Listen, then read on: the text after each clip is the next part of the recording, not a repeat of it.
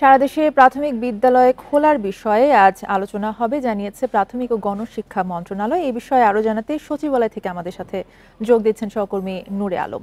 নূরে আলম, আজকেই আসলে এই বিষয়ে আলোচনা হওয়ার কথা, কি তথ্য রয়েছে আপনার কাছে?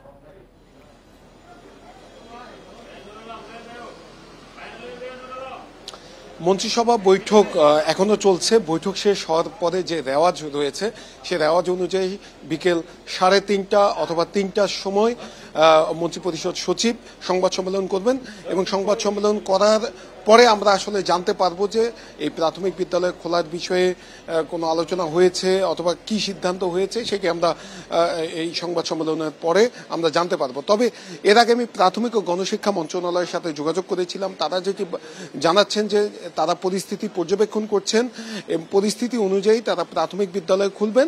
সেই সঙ্গে যে নীতি নির্ধারণী পর্যায়ের যেটি ভাবনা সেটি হচ্ছে বিদ্যালয় খোলার শুরু হলে সবার প্রথমে প্রাথমিক বিদ্যালয় খোলা হবে, তারপরে মাধ্যমিক বিদ্যালয়, তারপরে উচ্চ মাধ্যমিক পর্যায়ে এবং সবশেষে বিশ্ববিদ্যালয় খোলার কথা ভাবা হচ্ছে। আমি এটি শিক্ষা মন্ত্রণালয়ের বিভিন্ন সূত্র থেকে জানতে পেরেছি। তবে এখনই মাধ্যমিক বিদ্যালয় অথবা উচ্চ মাধ্যমিক পর্যায়ে খোলার চিন্তা ভাবনা নেই, আর বিশ্ববিদ্যালয় খোলার চিন্তা আরও পরে।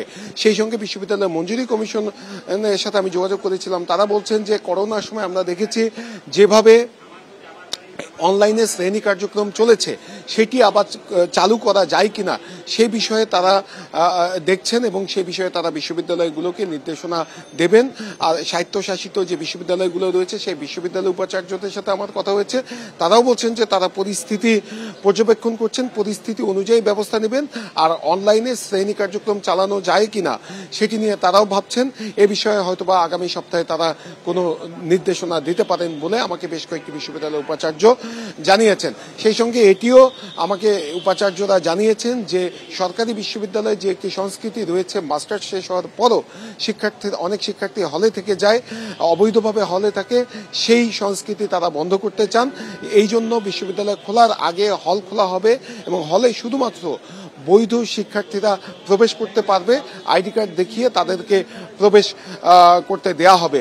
আর আজকের পরিস্থিতি যদি আমি বলি, আজকের সচিবালয়ে যেহেতু মন্ত্রী পরিষদ সভা চলছে, সব মন্ত্রী ওই সভায় রয়েছে এবং সেই কারণে বিকেলের পরে বেশিরভাগ অনুষ্ঠানগুলো এবং আলোচনা সভা অনুষ্ঠিত হবে, আলোচনা অনুষ্ঠিত হবে। আরেকটি তথ্য জানিয়ে রাখি, সর্বজনীন পেনশন স্কেল প্রত্যাহারের দাবিতে 1 জুলাই থেকে লাগাতার কর্মবিরতি পালন করছেন বিশ্ববিদ্যালয়ের শিক্ষকরা। সেই বিষয়েও আজকের সচিবালয়ে শিক্ষা মন্ত্রণালয়, শিক্ষামন্ত্রী আন্দোলনরত শিক্ষকদের সাথে আলোচনায় বসবেন এবং সেখান থেকেও নিশ্চয়ই একটি সমাধান আসবে বলে সংশ্লিষ্টরা আমাদেরকে জানিয়েছেন। তো সেই আলোচনা সভাটি অনুষ্ঠিত হবে বিকেল 4টায়। এরপরে আসলে জানা যাবে যে বিশ্ববিদ্যালয়ের শিক্ষকরা তারা তাদের যে চলমান কর্মবিরতি সেখান থেকে সরে আসছেন কিনা। তো এই ছিল আমার কাছে এখানকার সবশেষ। নূরে আলম জানাচ্ছিলেন সচিবালয় থেকে।